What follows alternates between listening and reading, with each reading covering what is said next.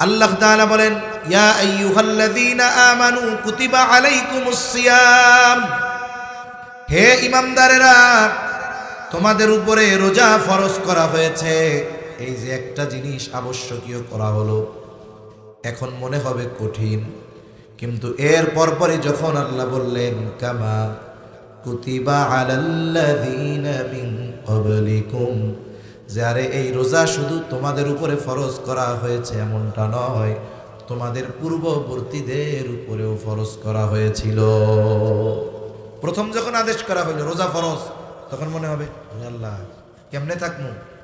যখন আল্লাহ বললেন আরে এটা তোমাদের উপরেই ফরজ করছি, তা না, তোমাদের পূর্ববর্তীদের উপরেও ফরজ করা হয়েছিল, তখন দেখেন তখন কি হবে, মাইন্ডে একটা চিন্তা আসবে, ও আমাদের আগেও রোজা ফরজ ছিল, তাহলে ওরা যেহেতু পারছে আমরাও তো পারবো। আবার রোজার উদ্দেশ্য কি? তাকওয়া। এজন্য আল্লাহ তাআলা আদেশ করার সাথে সাথে ওই আদেশ বাস্তবায়নের পদ্ধতিও আল্লাহ বলে দেয়।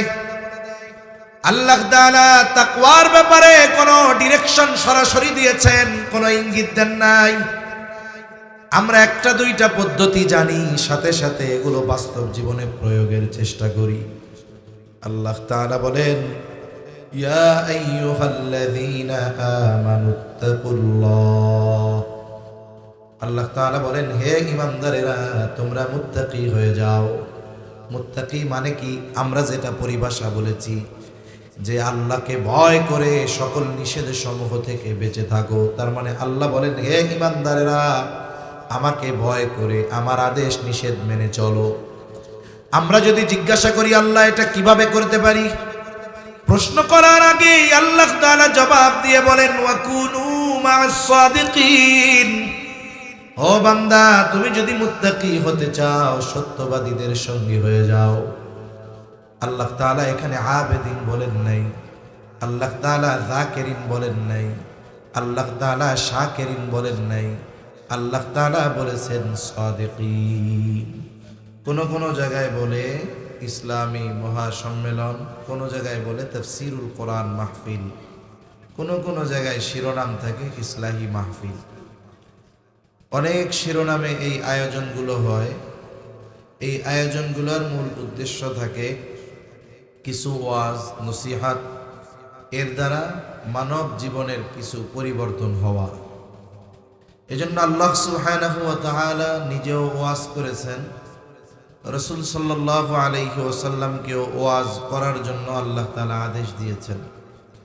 কোরআনুল কারীমের মধ্যে বিধানাবলী সংক্রান্ত আয়াতের চাইতে ওয়াজ নসিহত, উপমা, উদাহরণ, ঘটনা এগুলা বেশি। সাথে সাথে আল্লাহ তাআলা নবীজি সাল্লাল্লাহু আলাইহি ওয়াসাল্লামকেও বলেছেন আপনি বারবার উপদেশ দেন, ওয়াজ করেন, নসিহত করেন। কেন? কারণ এই উপদেশের মধ্যেই রয়েছে মুমিনের জন্য কল্যাণ, উপকার। আল্লাহ তাআলা বলেন ওয়াযাক্কির ফাইন্নায যিকরা তানফাউল মুমিনিন।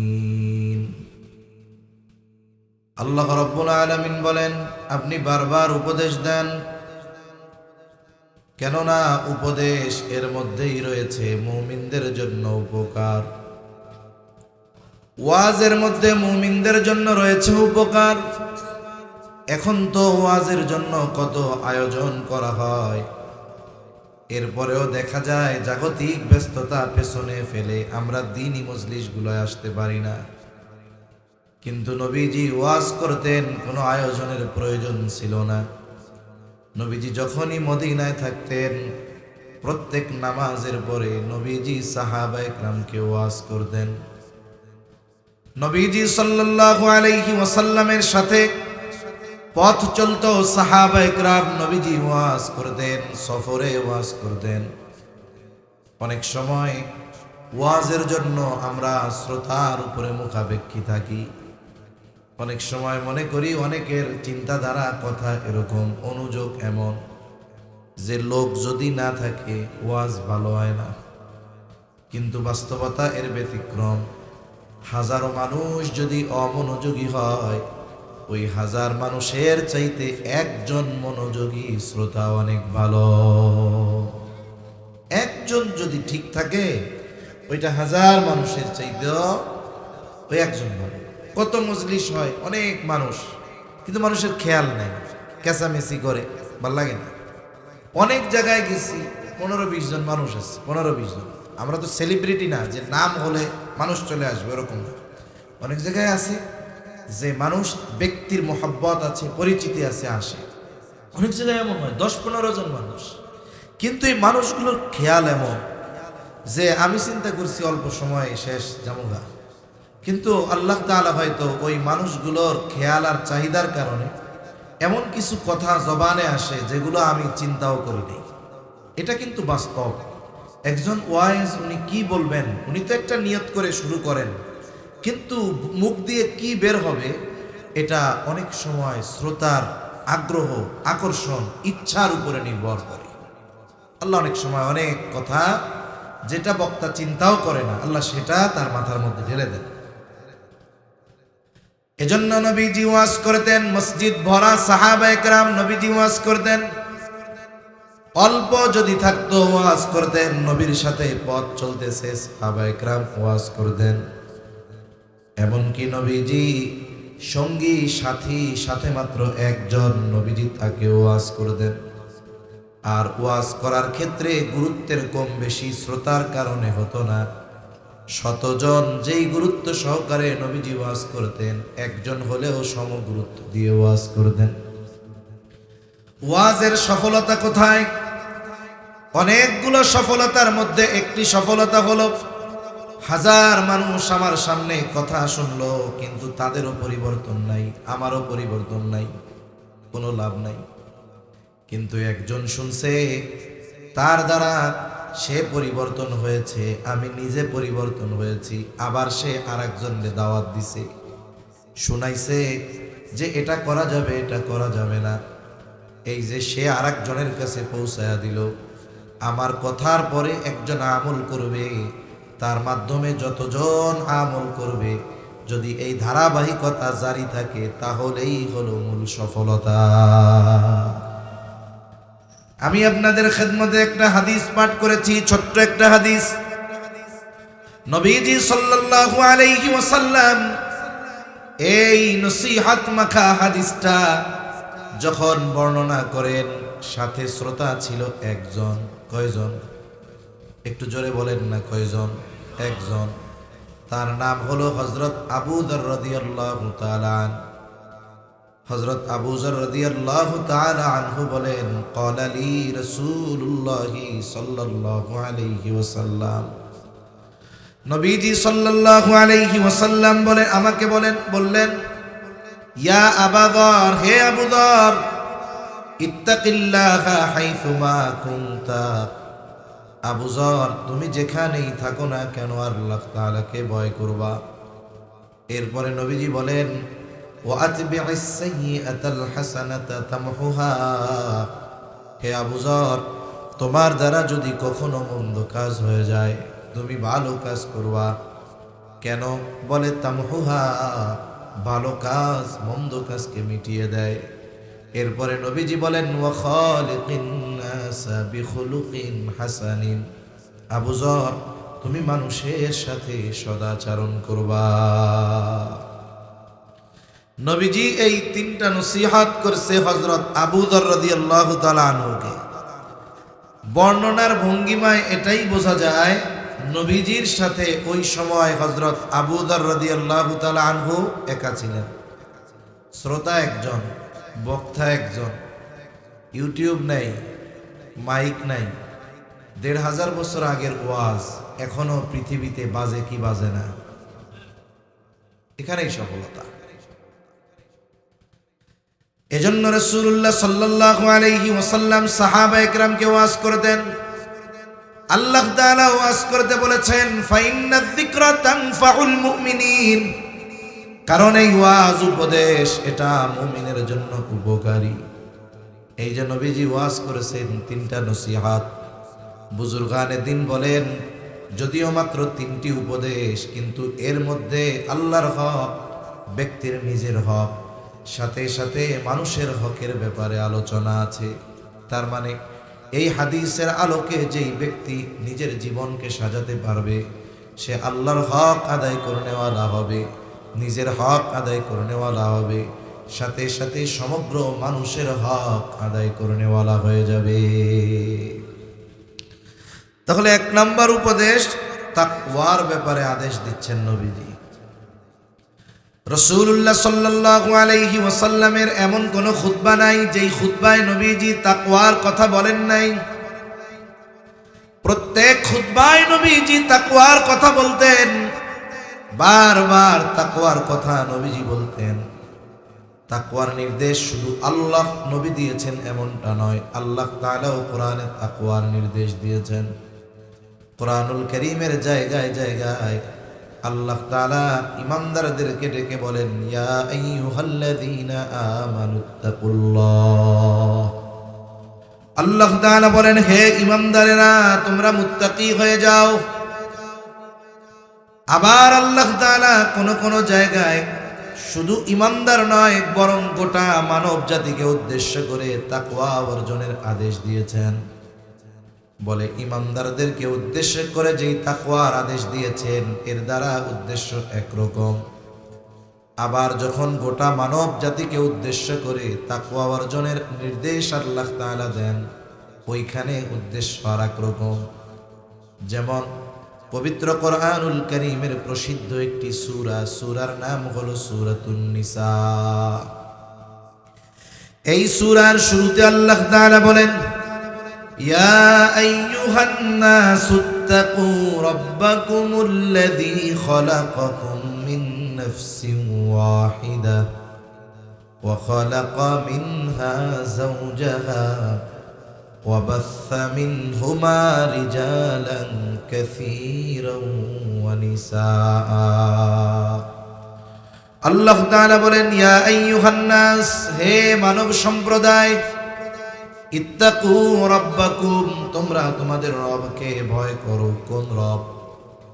বলেন আল্লাযী খালাকাকুম মিন নাফসিন ওয়াহিদা, ওই রবকে তোমরা ভয় করো যিনি তোমাদেরকে একটি প্রাণ থেকে সৃষ্টি করেছে। এই পৃথিবীতে যত মানুষ আছে, হোক নারী বা পুরুষ, নাস্তিক কিবা আস্তিক, মুসলিম কিবা অমুসলিম, সকলকে আল্লাহ তাআলা বানিয়েছেন কয়জন থেকে? একজন থেকে। আবার এই পৃথিবীতে যত মানুষ আছে, হোক মুসলিম অমুসলিম, নাস্তিক কিবা আস্তিক, নারী বা পুরুষ, শুধু মানুষ নয়, গোটা সৃষ্টির রব কে? আরো জোরে বলেন না কে? এজন্য আল্লাহ গোটা মানব জাতিকে উদ্দেশ্য করে বলেন, হে মানব সম্প্রদায়, ইত্তাকু রাব্বাকুম, তোমরা তোমাদের রবকে ভয় করো। বলে এই জায়গায় তাকওয়া দ্বারা উদ্দেশ্য হলো ঈমান। তার মানে আল্লাহ তাআলা বলেন, হে মানব সম্প্রদায়, তোমরা তোমাদের রবের উপরে ঈমান আনো। বলে কোন রব?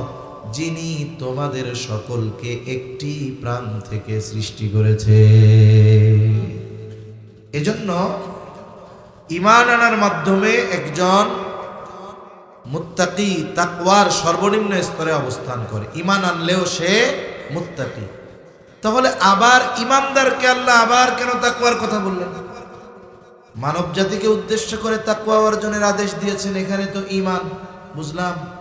তাহলে আবার ঈমানদাররে কোন তাকওয়ার কথা বললেন? দেখুন ঈমানদারকে কোন তাকওয়ার কথা বলছে? তাকওয়ার আপার ক্লাসে অবস্থান করার জন্য বলছে, যে তোমার নিম্ন স্তরের মুত্তাকি হলে হবে না, তোমাকে আপার ক্লাসের মুত্তাকি হতে হবে। মুত্তাকি তাকওয়া, এই মুত্তাকি ঈমান আনলেও মুত্তাকি, এটা মুত্তাকির সর্বনিম্ন স্তর। সর্বোচ্চ স্তর কি? কোথায় কি করলে সর্বোচ্চ স্তর অর্জন করা যাবে, এটাও আল্লাহ জানায় দিয়েছেন। যেমন আমাদের বাংলাদেশে অনেকগুলো বাহিনী আছে। আমাদের দেশে নিরাপত্তার দায়িত্বে নিয়োজিত একটা বাহিনী পুলিশ বাহিনী আছে না নাই? পুলিশ আপনাদের বাঁশখালী থানার যখন যাবেন, থানার ভেতরে দেখবেন কিছু পুলিশ আছে, জীবনে থানার ভেতরে গিয়ে চেয়ারে বসার সুযোগ হয় না, বাইরে দাঁড়ায় থাকা লাগে। মনে করেন বাড়ি হলো তার একেবারে উত্তরবঙ্গে। বলেন তো এখান থেকে যখন সে বাড়ি যায়, সে একজন কনস্টেবল হাবিলদার, থানার সামনে দাঁড়ায় তার পাহারা দেওয়া লাগে। ওর এলাকায় যদি ওরে জিজ্ঞাসা করে তুমি কি করো, চাকরি করি, কিসে করো, বলে পুলিশে করি। আবার আপনাদের চট্টগ্রামের ডিআইজি যিনি অথবা যিনি পুলিশ বাহিনীর প্রধান, ওনাকে যদি জিজ্ঞাসা করা হয় কি করেন, জব করি, সার্ভিস কিসে, পুলিশে।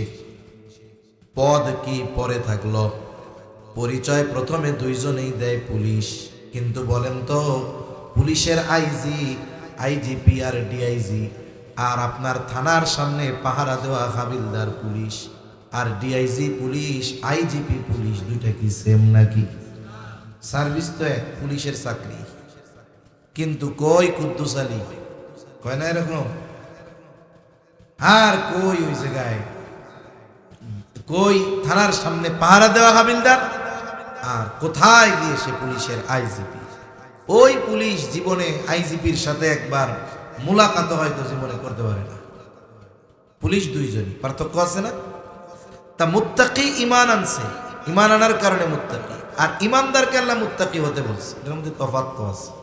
বুজুর্গানে দিনের কিছু কথা আমি আপনাদের নকল করে শোনাইতেছি, এই আর কি। তাহলে আল্লাহ তাআলা ঈমানদারদের কোন মানের তাকওয়া অর্জনের আদেশ দিয়েছেন? প্রথমত, আমরা যদি তাকওয়া শব্দের শাব্দিক অর্থটা নিয়ে একটু আলোচনা করি, বোঝাটা সহজ হবে। কোরআনুল কারীমের মধ্যে তাকওয়া শব্দটি বেশিরভাগ সময় দুটি অর্থে ব্যবহার হয়। এক নাম্বার, তাকওয়া শব্দের একটি অর্থ হলো ভয়, আর এক অর্থ হলো বিরত থাকা, বেঁচে থাকা। এক নাম্বার অর্থ ভয় করা। এখন আল্লাহ তাআলাকে ভয় করার নাম তাকওয়া। তবে সাধারণ ভয় আর আল্লাহকে ভয় করা এক হবে না, কারণ সমাজের মানুষ কিন্তু বহু কারণে আরেকজন মানুষকে ভয় করে। মনে করেন সমাজের মানুষ ওই সমাজের সবচাইতে খারাপ মানুষটাকে ভয় করে, কি করে না? সমাজের সবচাইতে নিকৃষ্ট ব্যক্তি যে, তাকেও কিন্তু মানুষ ভয় করে, করে না? কেন? বলে তার অনিষ্ট থেকে বাঁচার জন্য, তার ক্ষতি থেকে বাঁচার জন্য ভয় করে। দেখা হইলে কিন্তু সালামও দেয়, পরে মনে মনে যা বলে বলুন, কিন্তু দেখা হইলে হাসি মুখে জিজ্ঞাসা করে ভালো আছেন, সালাম দেয় হাসি মুখে। কিন্তু যতই সালাম দিক, মুখে হাসি দিক, অন্তরে তার প্রতি থাকে ঘৃণা, ঠিক কিনা বলেন?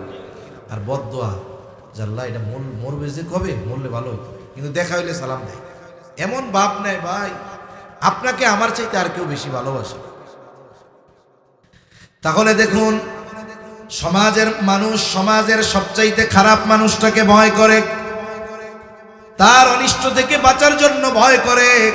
বলে এই ভয়ের মধ্যে থাকে ঘৃণা, ঘৃণা। আবার সমাজের সবচাইতে ভালো মানুষটাকেও মানুষ ভয় করে।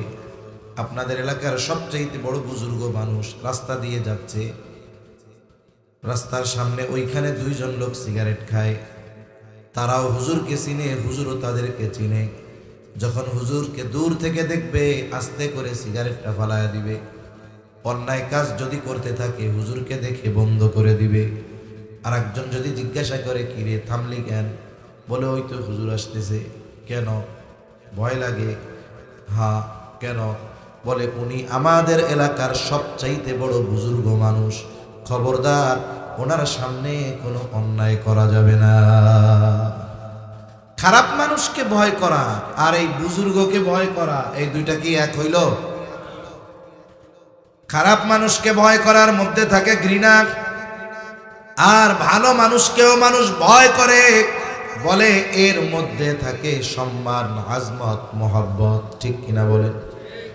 এজন্য আল্লাহ তাআলাকে বান্দা ভয় করে, বলে এই ভয়ের মধ্যে প্রথমত মহব্বত থাকে। কেন? কারণ আল্লাহ তাআলা কোরআনুল কারীমের মধ্যে বলেন, ওয়াল্লাযীনা আমানু আশাদ্দু হুব্বাল লিল্লাহ।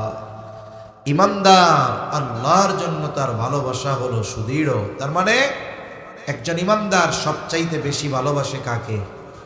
আল্লাহকে। এই ভালোবাসার সাথে সাথে ঈমানদার সবচাইতে বেশি ভয় করে কাকে? জোরে বলেন না, কাকে?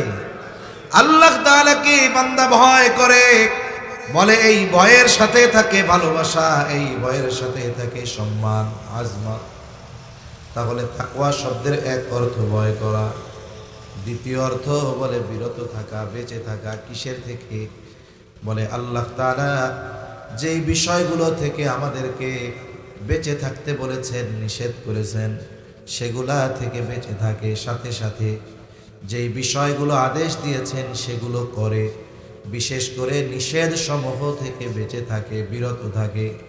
তা বলে এই নিষেধ সমূহ থেকে বেঁচে থাকার নাম হলো তাকওয়া।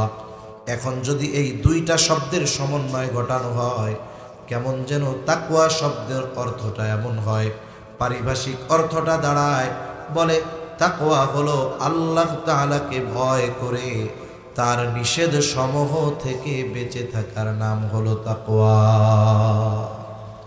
আল্লাহকে ভয় করে নিষেধ সমূহ থেকে বেঁচে থাকার নাম তাকওয়া।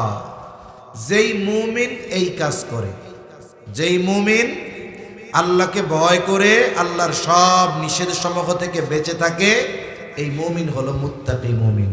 এই তাকওয়া অর্জনের আদেশ আল্লাহ দিয়েছে। এখন বলেন, সব মুমিন কি আল্লাহকে ভয় করে পাপ থেকে বেঁচে থাকে? জোরে বলেন না, বেঁচে থাকে? থাকে না। তাহলে মুমিনের জন্য যখন তাকওয়ার আদেশ, তখন কি? যে তুমি আল্লাহকে ভয় করে আল্লাহর নিষেধ সমূহ থেকে বেঁচে থাকো। তাহলে তাকওয়া অর্জনের নির্দেশ মুমিনকে দিয়েছেন কে? আরো জোরে, কে? আল্লাহ। আল্লাহ রাব্বুল আলামিন শুধু বান্দাকে কোনো বিষয়ের আদেশ করেন এমনটা নয়, বরং বান্দা আল্লাহ তাআলার ওই আদেশ কিভাবে বাস্তবায়ন করবে সেটাও আল্লাহ তাআলা বান্দাকে জানায় দেয়, শিখায় দেয়। কোরআনুল কারীমে আল্লাহ তাআলার যত আদেশ আছে, যত নিষেধ আছে, সব বাস্তবায়নের পদ্ধতিও আল্লাহ তাআলা বলে দিয়েছেন। সাধারণত এটা দুই ভাবে হয়। একটা হলো আদেশ করার পর ওই আদেশটা বাস্তবায়নের সুস্পষ্ট নির্দেশনা আল্লাহ দিয়ে দেন। আর একটা হলো সুস্পষ্ট নির্দেশনা দেন না ঠিক, তবে সূত্র দিয়ে দেয়। যেমন কোরআনুল কারীমে আল্লাহ তাআলার নির্দেশ যে তোমরা আল্লাহর আনুগত্য করো। এখন আমরা আল্লাহর আনুগত্য কিভাবে করব? এই প্রশ্নের জবাব আল্লাহ বলেন, মাইয়ুতি'র রাসূলা ফাকাদ আতা আল্লাহ। আল্লাহ তাআলা এই জায়গায় জানায় দেন, মাইয়ুতি'র রাসূলা ফাকাদ আতা আল্লাহ। যে রাসূলের আনুগত্য করলো সে কার আনুগত্য করলো? জোরে বলেন। তার মানে কোন আদেশ যদি কোরআনে থাকে আর ওই আদেশ যদি সুস্পষ্টভাবে বাস্তবায়নের পদ্ধতি না পাওয়া যায়, তাহলে ওই আদেশ বাস্তবায়নের পদ্ধতি যার কাছে পাওয়া যাবে তিনি হলেন মুহাম্মাদুর রাসূলুল্লাহ সাল্লাল্লাহু আলাইহি ওয়াসাল্লাম। উপমা দেই একটা দুইটা উদাহরণ। যেমন নামাজের আদেশ করছেন কে? জবান খুলে বলেন, আরো জোরে, কে? আল্লাহ। এখন যদি নামাজের আদেশ আল্লাহ করেছেন, কোরআনে আছে 82 জায়গায় নামাজের কথা আল্লাহ বলেছেন। এখন যদি কাউরে দায়িত্ব দেওয়া হয় শুধু কোরআন থেকে, নবীর হাদিস সুন্নাহ সব একদিকে, শুধুমাত্র কোরআনের থেকে ফজরের 2 রাকাত সুন্নাত আমরা যেভাবে পড়ি, যা যা করি সব কোরআনুল কারীম থেকে বের করে দিতে হবে। কিয়ামত পর্যন্ত যদি কাউরে হায়াত দিয়ে কাজে লাগাই দেওয়া হয়, সম্ভব নয়। তাহলে নামাজের আদেশ আছে কোরআনে, তবে নামাজের আদেশ আল্লাহ তাআলা কোরআনে করেছেন, তবে নামাজ কিভাবে পড়তে হবে এটা আল্লাহ শিখতে বলেছেন নবীর থেকে। ওই যে মাইয়ুতি'র রাসূলা ফাকাদ আতা আল্লাহ, এই জন্য নামাজের আদেশ করেছেন আল্লাহ, উম্মতকে নামাজ পড়া শিখিয়েছেন মুহাম্মাদুর রাসূলুল্লাহ সাল্লাল্লাহু আলাইহি ওয়াসাল্লাম। এজন্যই নবীজি সাল্লাল্লাহু আলাইহি ওয়াসাল্লাম বলেন, সাল্লু কামা রাআইতুমুনি উসাল্লি। নবীজি সাল্লাল্লাহু আলাইহি ওয়াসাল্লাম বলেন, সাল্লু, নামাজ পড়ো। কিভাবে পড়বা? কামা রাআইতুমুনি উসাল্লি, যেভাবে আমাকে নামাজ পড়তে দেখো। তার মানে দেখুন, নামাজের আদেশ আল্লাহ করেছেন, তবে নামাজের পদ্ধতি বলে দেন নাই। বরং নামাজের পদ্ধতিটা প্র্যাকটিক্যাল ভাবে মুহাম্মাদুর রাসূলুল্লাহ সাল্লাল্লাহু আলাইহি ওয়াসাল্লাম উম্মতকে শিখিয়েছে। যেমন নামাজের যে ফরজগুলো আছে, ফরজগুলোর মধ্যে একটি ফরজ রুকু করা।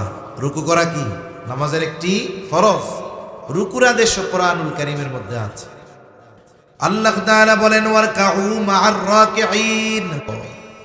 রুকু শব্দের শাব্দিক অর্থ কি? ঝুঁকা। রুকু শব্দের শাব্দিক অর্থ ঝুঁকা। কিন্তু বলেন তো কতটুক ঝুঁকতে হবে, কতটুক পরিমাণ ঝুঁকা লাগবে, এটা কিন্তু আপনি কোরআনুল কারীমে পাবেন না। এখন একজন নামাজে দাঁড়াইছে, রুকু করলো, সুস্থ সবল মানুষ, সে যদি শুধু মাথাটা একটু ঝুঁকায়, এরকম সোজা দাঁড়াইয়া মাথা ঝুঁকাইছে, আপনি জিজ্ঞাসা করলেন এটা কি করছিলাম? রুকু করছিলাম। আপনি কি তার এতটুকু ঝুঁকাকে রুকু বলবেন? বলবেন না। তাহলে এই রুকুর দ্বারা, ঝুঁকার দ্বারা কতটুক ঝুঁকতে হবে, কিভাবে ঝুঁকতে হবে, এটা প্র্যাকটিক্যাল ভাবে উম্মতকে শিখিয়েছেন মুহাম্মাদুর রাসূলুল্লাহ সাল্লাল্লাহু আলাইহি ওয়াসাল্লাম। আমি যদি মাথা এতটুকু ঝুঁকাই, এটাকে আপনি রুকু বলবেন না, বরং রুকু বলবেন কখন? বলে পুরা 90 ডিগ্রি বাঁকা হইতে হবে, ডালের মতো বাঁকা হয়ে যাবে। সে দাঁড়াবে, তার কোমরটা বাঁকা করবে, মাথা পিঠ একেবারে সমান হয়ে যাবে। এই রকম ঝুঁকাকে আমরা রুকু বলি, ঠিক কিনা? এখন রুকুর জন্য যে এতটুকু ঝুঁকতে হবে, এটা তো কোরআনে পাই নাই, এটা পাইলাম কোথায়? নবীর থেকে। এজন্য বলতেছিলাম, যখন আল্লাহ তাআলা কোনো আদেশ করেন, ওই আদেশ বাস্তবায়নের পদ্ধতি আল্লাহ বলে দেন দুই সিস্টেম।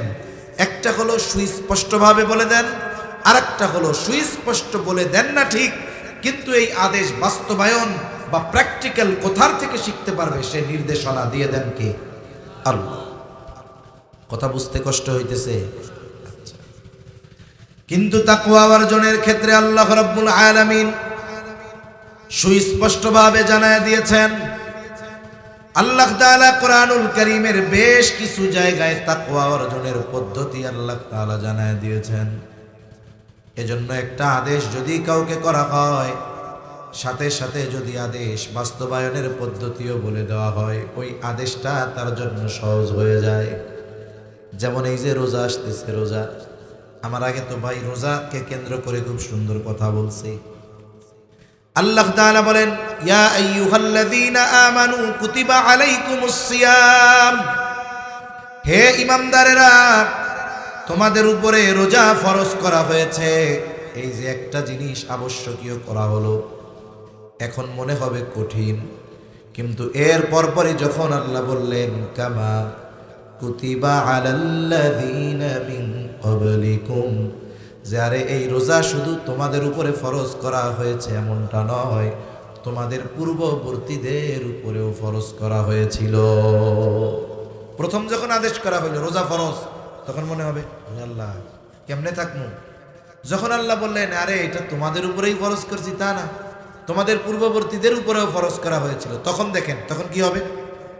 মাইন্ডে একটা চিন্তা আসবে, ও আমাদের আগেও রোজা ফরজ ছিল, তাহলে ওরা যেহেতু পারছে আমরাও তো পারবো।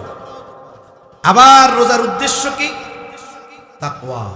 আল্লাহ যখন জানাইছে, তখন আদেশ করার সাথে সাথে যেমন কঠিন কষ্ট মনে হইতে পারতো, কিন্তু যখন বলছে এটা আগেও ফরজ ছিল, আবার এর মাধ্যমে তোমরা মুত্তাকি হতে পারবা, লাআল্লাকুম তাত্তাকুন, যাতে তোমরা মুত্তাকি হতে পারো। লাআল্লাহ কালামে ইলাহির মধ্যে আসলে ইয়াকিনের অর্থ দেয়, এর মানে তোমরা যারা রোজা রাখবা তোমরা মুত্তাকি হইতে পারবা। তাহলে দেখুন, আদেশ করার পরে যদি ওই আদেশ বাস্তবায়নের পদ্ধতি বলে দেওয়া হয়, তাহলে এটা আদেশ করার পরে যেমন কঠিন মনে হয়, পদ্ধতি বলে দেওয়ার পরে আগের চাইতে সহজ হয়ে যায়।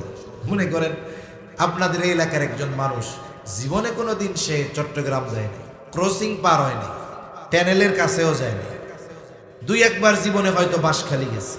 এরে যদি আপনি সকালবেলা ঘুম থেকে উঠা বলেন, অথবা সন্ধ্যায় যদি বলেন তোমার আগামীকাল ঢাকা যাইতে হবে, ওর রাতের ঘুম হারাম হয়ে যাবে। যে বেটা জীবনে কোনোদিন চট্টগ্রাম যায় নাই, ওরে আপনি ঢাকা যাইতে বলতেছেন, ও দেখবেন রাতে আর এপাশ ওপাশ করবে, আল্লাহ কি হবে না হবে কে জানে। সকালবেলা এসে ভাই ঢাকাটা আমি যাইতে পারবো না, ভাই আমি শেষ, কোত্থেকে হারাই যাবো, কি হইব না হইব, টানেলের নিচে দিয়ে যাবো, নদীর পানি ভেঙে পড়ে কিনা, তা ঠিক আছে। এখন আপনি তারে বললেন আরে তুমি ভয় পেও না, আমি তোমার এইখান থেকে সুন্দর মতো চট্টগ্রাম নিয়ে যাব, ওইখান থেকে একটা বাসে উঠাইয়া দিব, অথবা তোমারে আমি বটতলি ট্রেন স্টেশনে গিয়ে ট্রেনে উঠাইয়া দিব, তুমি নাম্বা টাম্বা না, একেবারে সর্বশেষ যেই জায়গায় যাবে ট্রেন, ওইখানে যখন দেখবা সবাই নামতেছে, এরপরেও তুমি নামবা না, তুমি শুধু বৈশাই থাকবা। কেন বৈশা থাকবা? অমুকে আইসা তোমার বগি নম্বর সিট নম্বর বলে দিব, ও তোমার ট্রেন থেকে নামাইয়া বাসায় নিয়ে যাবে। বলেন তো, যেই আদেশ শুই না রাত ভর ঘুম হইতেছিল না, যখন যাওয়ার পদ্ধতি তাকে বলল, আদেশ দেওয়ার পরে যে টেনশন ছিল এখন আছে না কমছে? এখন ও উল্টা কি করবে জানেন? ওরে ট্রেনে উঠাই যখন দিবে, ওইখান থেকে যখন ওরে নামাই নিয়ে যাবে, তখন ও ফোন দিয়া বললো, ওরে ভাই ঢাকা আসা এত সহজ, এটা আমি আগে জানতাম না। অথচ দেখুন, পদ্ধতি বলার আগে ওর কাছে মনে হচ্ছিল মাথার উপরে মনে হয় পাহাড় চাপায়া দিচ্ছে। এজন্য আল্লাহ তাআলা আদেশ করার সাথে সাথে ওই আদেশ বাস্তবায়নের পদ্ধতিও আল্লাহ বলে দেয়। আল্লাহ তাআলা তাকওয়ার ব্যাপারে কোনো ডিরেকশন সরাসরি দিয়েছেন, কোনো ইঙ্গিত দেন নাই। আমরা একটা দুইটা পদ্ধতি জানি, সাথে সাথে এগুলো বাস্তব জীবনে প্রয়োগের চেষ্টা করি।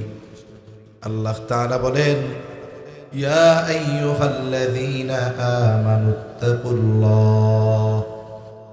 আল্লাহ তাআলা বলেন, হে ঈমানদারেরা তোমরা মুত্তাকি হয়ে যাও। মুত্তাকি মানে কি? আমরা যেটা পরিভাষা বলেছি যে আল্লাহকে ভয় করে সকল নিষেধ সমূহ থেকে বেঁচে থাকো, তার মানে আল্লাহ বলেন, হে ঈমানদারেরা আমাকে ভয় করে আমার আদেশ নিষেধ মেনে চলো। আমরা যদি জিজ্ঞাসা করি আল্লাহ এটা কিভাবে করতে পারি, প্রশ্ন করার আগে আল্লাহ তাআলা জবাব দিয়ে বলেন, ওয়াকুনু মা'আস সাদিকিন। ও বান্দা, তুমি যদি মুত্তাকি হতে চাও, সত্যবাদীদের সঙ্গী হয়ে যাও। আল্লাহ তাআলা এখানে আবেদিন বলেন নাই, আল্লাহ তাআলা যাকিরিন বলেন নাই, আল্লাহ তাআলা শাকিরিন বলেন নাই, আল্লাহ তাআলা বলেছেন সাদিকিন, সত্যবাদীদের সঙ্গী হয়ে যাও। সত্যবাদী একটা ব্যক্তি তখনই পরিপূর্ণ রূপে হতে পারে যখন সে আবেদ হয়, যখন সে জাকের হয়, যখন সে শাকের হয়। এই গুণগুলো যদি তার মধ্যে না থাকে তাহলে সে সাদেক হতে পারে না। এটা পূর্ণাঙ্গ এক জিনিস, যার মধ্যে সব পাওয়া যাবে, অল ইন ওয়ান। অনেক সময় মানুষের একটা পরিচয় দেওয়ার মাধ্যমে আরো অনেক পরিচয় পাওয়া যায়। একটা গল্প বলি আপনাদের, কষ্ট হইতেছে না তো? আচ্ছা, এই যে লাইটগুলো তো আমার চোখের দিকে দেওয়া, এমনি এলো চোখে দেখি কম, আরো আলো আসতেছে তো মনে হয় যে ব্যথা হয়ে যাচ্ছে, এই জন্য লাইটগুলো সাইডে দিলে সুন্দর, তাহলে আমিও আপনাদের ভালো মতো দেখতে পারবো। আলো চোখে পড়লে সামনে দেখা যায়, আমি আপনাদের চেহারা ভালো মতো দেখতেছি না, কারণ আমার চোখে সব আলো। এজন্য আলোগুলা এই দুই সাইডে দিবেন, সামনে যদি আল্লাহ তাআলা তৌফিক দেয়। আলো সামনে দিলে, দুই পাশে দিলে কি হবে? সাইড থেকে আলো আসবে, চোখের উপরে আলো পড়বে না, তাহলে আমারও আপনাদের দেখতে সুবিধা হবে। একটা সময় ছিল মানুষ যদি কোনো মতে ম্যাট্রিক আইয়া পাশ করত, ম্যাট্রিক আইয়া বুঝেন তো, এসএসসি এইচএসসি যদি কোনো গ্রামে কেউ পাশ করত, গ্রামের মানুষ মনে করত ওর চাইতে বড় শিক্ষিত এ দেশে আর কেউ নেই।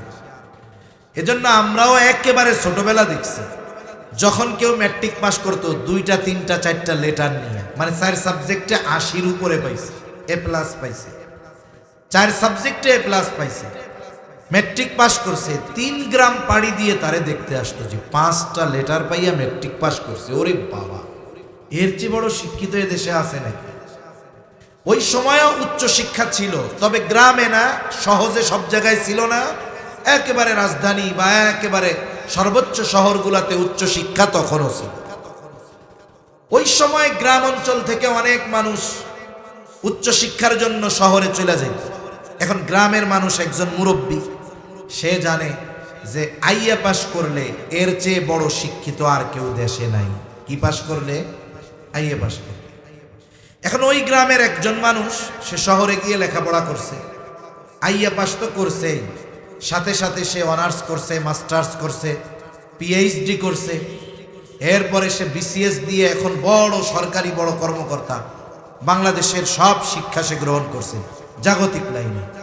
এখন ওই লোক যখন তার ওই গ্রামে যাবে, প্রত্যন্ত অঞ্চল, সারা এলাকায় সাড়া পড়ে গেছে যে আমাদের দেশে সবচাইতে দেশের উচ্চ শিক্ষিত ব্যক্তি আমাদের এলাকার, সে বাড়ি আসতেছে, দলে দলে মানুষ তার বাড়িতে ভিড়, এক নজর তারে দেখার জন্য যে এই লোক দেশের সর্বোচ্চ শিক্ষিত ব্যক্তি, এটা তো একটু দেখতেই হয়। সবাই গেছে, কুশল বিনিময় করে চলে গেছে। ওই মুরব্বী দাঁড়ায় আছে। কোন মুরব্বী?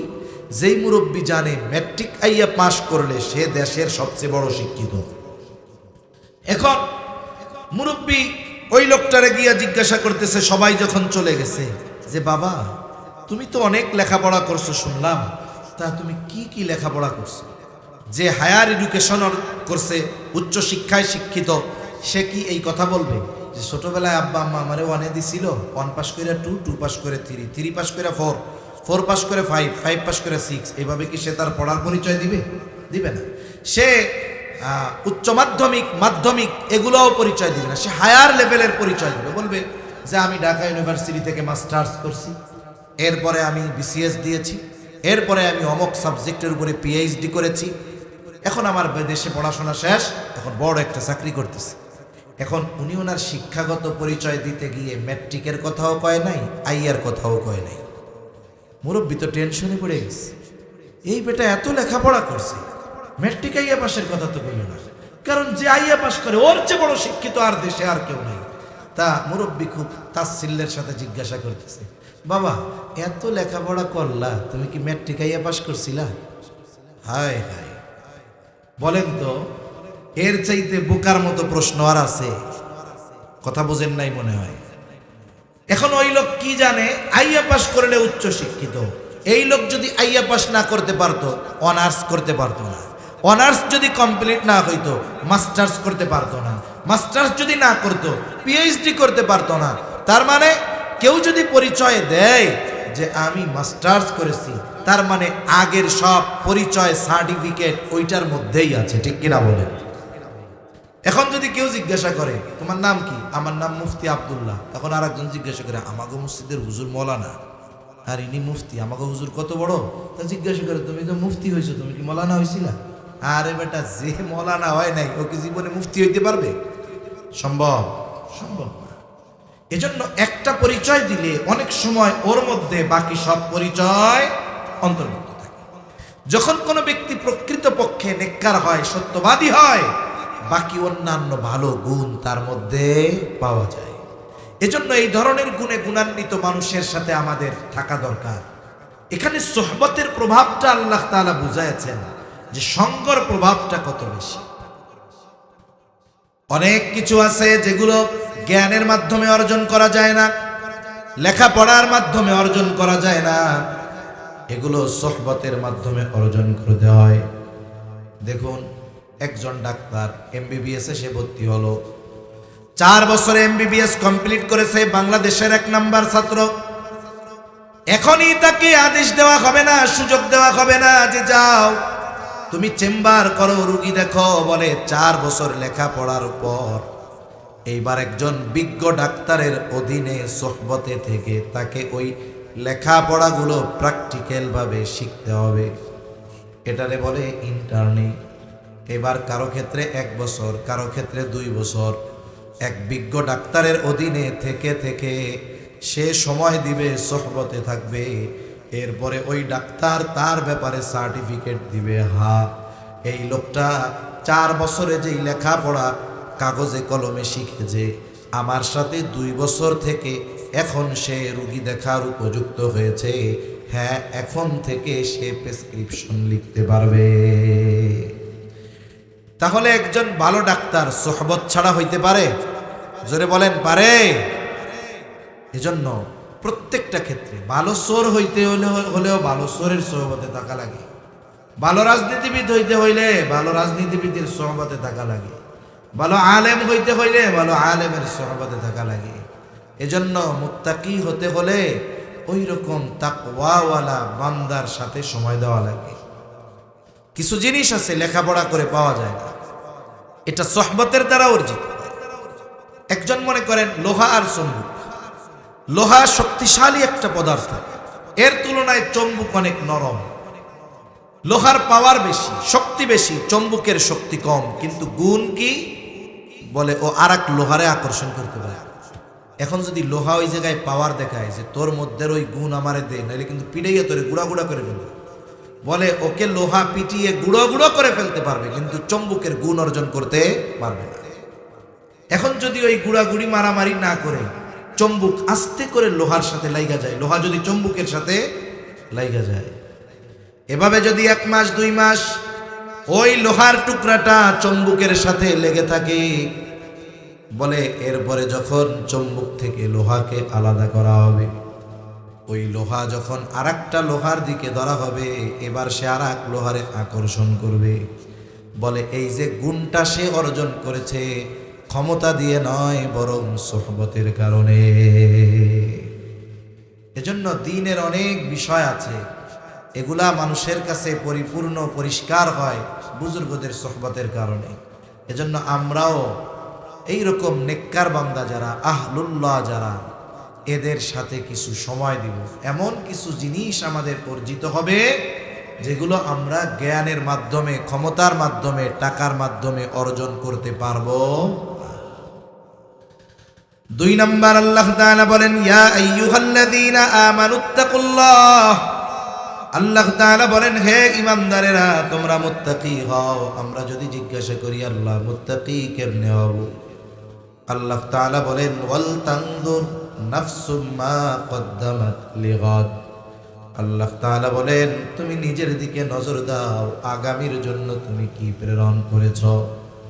প্রত্যেকটি আগামী ভবিষ্যৎ, আগামী মানে কি ভবিষ্যৎ। আল্লাহ তাআলা এখানে আগামী দ্বারা দুনিয়ার হায়াতের আগামী বা ভবিষ্যতের কথা বলেন নাই, কারণ দুনিয়ার ভবিষ্যৎ এটা তো অনিশ্চিত। আল্লাহ তাআলা সুনিশ্চিত ভবিষ্যতের কথা বলেছেন। বলে দুনিয়ার হায়াত অনিশ্চিত, মৃত্যু নামক ভবিষ্যৎটা হলো সুনিশ্চিত।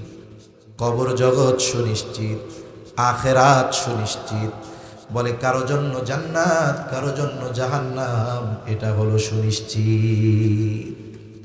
কিন্তু আমরা ঠিক এর উল্টা, আমরা ওই সুনিশ্চিত ভবিষ্যতে ভালো থাকার জন্য কিছু না পাঠাইলেও 20 বছরের যুবক 60 বছরে কি খাবে 20 বছরেই চিন্তা করতে করতে মাথা চুল পাকায় ফেলতেছে, তাই না? যেমন সরকারি চাকরি যারা করে, উদাহরণটা বোঝানোর জন্য বলতেছি।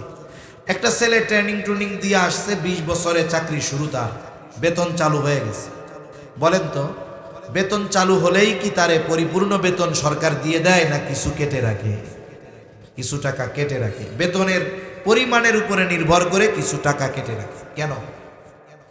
কেমন যেন গভর্নমেন্ট তারে বলে শোনো, তুমি যথাযথভাবে দায়িত্ব পালন করে যাও, তোমার কোনো চিন্তা নাই, তোমার বয়স এখন 20 বছর, তুমি 60 বছর পর্যন্ত চাকরি করবা, এরপরে তোমার চাকরি শেষ, বাড়িতে যাইবা। তোমার তো 60 বছর পর্যন্ত চাকরি থাকবে, এরপরে নাই, তখন কি খাইবা এ চিন্তা করার দরকার নাই। এই যে প্রতি মাসে তোমার থেকে কিছু টাকা কেটে কেটে জমাইতেছি, 60 বছরে যখন তুমি বাড়িতে যাইবা, ওই সময় পর্যন্ত যেই পরিমাণ টাকা হবে, ওর কমপক্ষে দ্বিগুণ টাকা তোমাকে একসাথে দিয়ে দেওয়া হবে। আবার বাড়িতে যাইবা, আগে প্রতি মাসে কর্ম করার পরে বেতন পাইতা, 60 বছরের পর যতদিন বেঁচে থাকবা তোমার চাকরি করা লাগবে না, ওই সময় তোমার বেসিক যা হবে ওই পরিমাণ টাকা তোমারে পেনশন দিয়ে দেওয়া হবে। আবার সে নিজেও কিছু টাকা জমায়, কেন? বলে বুড়াকালে যেন টেনশনে না পড়তে হয়। এখন বলেন 20 বছর বয়সে যেই লোকটা চিন্তা করতেছে 60 বছর পরে কি করব, এই জন্য সেও টাকা জমায়, সরকারও টাকা জমায়। এই 20 বছরের যুবক 60 বছর পর্যন্ত বাঁচবে কি বাঁচবে না এর কোনো নিশ্চয়তা আছে নাকি? তাহলে সে যেই ভবিষ্যতের জন্য টাকা জমায়, বলেন তো এই ভবিষ্যৎ তার জন্য অনিশ্চিত নাকি সুনিশ্চিত? অথচ আমরা এই অনিশ্চিত ভবিষ্যতের জন্য চিন্তায় শেষ। কিন্তু আল্লাহ তাআলা বলে বান্দা নজর দাও, সুনিশ্চিত ভবিষ্যতের জন্য কি পাঠাইলা। তার মানে তোমার কবরে ভালো থাকার জন্য তুমি এই দুনিয়ার থেকে কি পাঠাইছো সেই দিকে নজর দাও। আখিরাতে ভালো থাকার জন্য কি পাঠিয়েছো, জান্নাত পাওয়ার জন্য কি পাঠাইছো, এটার দিকে নজর দাও। আমার ভাই আগে আলোচনায় বলতেছিলেন মুহাসাবার কথা। বুজুর্গানে দিন মুহাসাবার কথা কেন বলেন? কারণ বাস্তবেই যেই লোকটা হিসাব নিকাশ করে, দুনিয়ার জন্য যদি করে সে দুনিয়ায় সফল হয়ে যায়, আর আখেরাতের জন্য যদি হিসাব করে তার আখেরাতটাও সফল হয়ে যায়। সফল ব্যবসায়ীরা প্রতিদিন রাত্রে হিসাব করে বাড়ি যায়। হিসাব করলে কি হয়? বলে হিসাব করলে আপনার আগামী দিন ব্যবসা কিভাবে পরিচালনা করার দরকার এটা বোঝা যায়। এজন্য অনেক হিসাবী ব্যবসায়ী 100-150-200 টাকা পুঁজি নিয়ে ব্যবসা শুরু করছে, 10 বছর পরে সে 10 কোটি টাকার মালিক। আছে না এরকম? অনেক মানুষ আছে। আবার অনেকে এমন আছে, বাবা থাকতো বিদেশে, সৌদি আরব, অনেক টাকা পয়সা পাঠাইছে, ছেলে লেখাপড়া করে নাই, মোটরসাইকেল একটা নিয়ে খালি ঘুরে বেড়াইছে, বিবাহের বয়স হয়ে গেছে, এখন কেউ বিয়া দিতে চায় না, বেকার পোলা। এই জন্য ছেলে বলতেছে, আব্বা এমনিই তো চিটাগাঙে বিবাহ শাদী যে কঠিন, তা বেকার পোলা বিয়া তো দিব না, এক কাজ করেন আমার বাসখালী একটা দোকান নিয়ে দেন। 10 লাখ অ্যাডভান্স নিয়ে 20 লাখ টাকা দিয়ে ডেকোরেশন করে 30 লাখ টাকার মাল জিনিস উঠাইছে, কাপড়ের দোকান দিয়ে দিছে, কথার কথা। এখন বিষয় হলো, ব্যবসা সফল হতে হলে ধৈর্যের প্রয়োজন। আপনাদের চট্টগ্রামেও আছে, ঢাকাতেও আছে, বড় বড় পাইকারি দোকান যেগুলো, যেসব জায়গায় এরা 10 মাস দোকানের মধ্যে বসে বসে মাছি মারে আর মশা মারে, আর কোনো কাজ নেই। অনেক দোকানদার দোকান খোলে টাইম মতো, বন্ধ করে টাইম মতো, কিন্তু 1 মাসে কোনো বেচা কেনা নেই। ওনারা যদি জিজ্ঞাসা করেন বেচা কেনা কয় মাস, কয় 2 মাস। তাহলে 10 মাস খুলে বসে রয়েছেন কে, বাড়ি যান গা। কয় এই 10 মাস খুলে বসে থাকি বিদায় ওই 2 মাস বেচা কেনা হয়। আর ওই 2 মাস এমন হয় যে 10 মাসের সব খরচ উঠে আরো বিশাল পরিমাণ আমার লাভ থাকে। তাহলে বোঝা গেল ব্যবসার ক্ষেত্রে ধৈর্য দরকার, আর এই ধৈর্য হুট করে অর্জন করা কঠিন। এখন দোকান তো দিয়ে দিচ্ছে, ও বৈশা থেকে কাস্টমার আসে না, আর ভাল লাগে না, এইবার হোন্ডা নিয়ে বন্ধুদের সাথে ঘুরতে চলে যায়, হিসাব নেয়, বাকি দেয়। কি দেখা যাবে? 30 লক্ষ টাকার মাল জিনিস দিয়ে ব্যবসা শুরু করাইছিল, 1 বছর পরে দোকানও আছে, তাকও আছে, কিন্তু মাল জিনিস নেই। আছে না এরকম অনেক আল্লাহর বান্দা? এই কয়েকদিন আগে আমাদের এক আলেম, ওনার সাক্ষাৎকার নিচ্ছে করোনার মধ্যে। উনি যেখানে খেদমতে ছিলেন ওখান থেকে চলে আসা লাগছে। এখন উনি কি করবেন? একেবারে অল্প পুঁজি 2,500 টাকা দিয়ে ব্যবসা শুরু করছে। কয় হাজার? 2,500 টাকা, 2020 বা 21-এ। এখন ওনার পুঁজি এই 24 সালের শেষে গিয়ে ওনার পুঁজি হয়েছে, বিজনেস ভ্যালু হয়েছে 1 কোটি টাকা। কত টাকা? 1 কোটি টাকা তার মূলধন হয়ে গেছে। এটা তার অধ্যাবসায়ের কারণে, নিয়মতান্ত্রিকতা ফলো করার কারণে। এজন্য এই জীবনেরও একটা নিয়মতান্ত্রিকতা আছে। ব্যবসায়ী যখন রাতে বন্ধ করে, বড় ব্যবসায়ী হিসাব কি করে, কয় টাকা বেচা কেনা হলো, কত টাকা বাকি গেল, এর উপরে হিসাব করে কত লাভ হলো। এখন যদি সে হিসাব করার পরে দেখে যে 1 লাখ বেচা কেনা হইলে তার লাভ হয় 20,000, কিন্তু হিসাবের পরে দেখলো আজকে নগদ বিক্রি 70,000, বাকি বিক্রি 30,000, বলেন তো আজকের দিনের লাভ তার পকেটে আছে না পাবলিকের কাছে? এই গতিতে যদি 6 মাস ব্যবসা চলে, শেষ। এখন সে কঠোর হয়, কি বলে? সে তো সওদাগর। সওদাগর বলেন আপনাদের এদিকে বড় ব্যবসায়ী, সওদাগর। এবার তার কর্মচারীদের হুঁশিয়ারি দেয়, ভাই আগামীকাল থেকে কোনো বাকি বেচা বন্ধ। আমার বাবাও যদি বাকি চায় তারেও 1 টাকা বাকি দিবা না। আমার 1 লক্ষ টাকা বেচা কেনা করা লাগবে না, আমি বেচা কেনা করবো 25,000, তবে নগদ। তাও আমার 5,000 লাভ থাকবে। আগামীকাল থেকে কোনো বাকি নাই, এটাই চূড়ান্ত ফয়সালা। যাও। এই যে সিদ্ধান্তে সে উপনীত হলো, আগামীকাল 1 টাকাও বাকি দেওয়া যাবে না। কোন কারণে? বলে তার ব্যবসার হিসাবটা রক্ষা করার কারণে। আর যদি উনি হিসাব না করতেন, কে কত বাকি দিল না দেখতেন, উনি তো চিন্তা করতেন 70,000 টাকা বিক্রয় হয়েছে, খুশিতে গদগদ হইতেন উনি। কিন্তু ওই দিক দিয়ে যে হিসাব না করার কারণে ওনার বিজনেস পলিসি ভুল হচ্ছে, এটা উনি বুঝতে পারতেন। এজন্য আমাদের কি উচিত? আমাদের উচিত আমরা যখন রাতে বিছানায় শুব তখন 5টা মিনিট সময় নিয়ে আমাদের দৈনন্দিন আমলের হিসাব করা দরকার। 5টা মিনিট আমি বালিশের সাথে মাথা দিয়ে আমার সারা দিনের কর্মের হিসাব করব। এখন তো আমাদের অভ্যাস, মাথায় বালিশ লাগানোর পরে মোবাইল না হলে আমাদের ঘুম আসে না।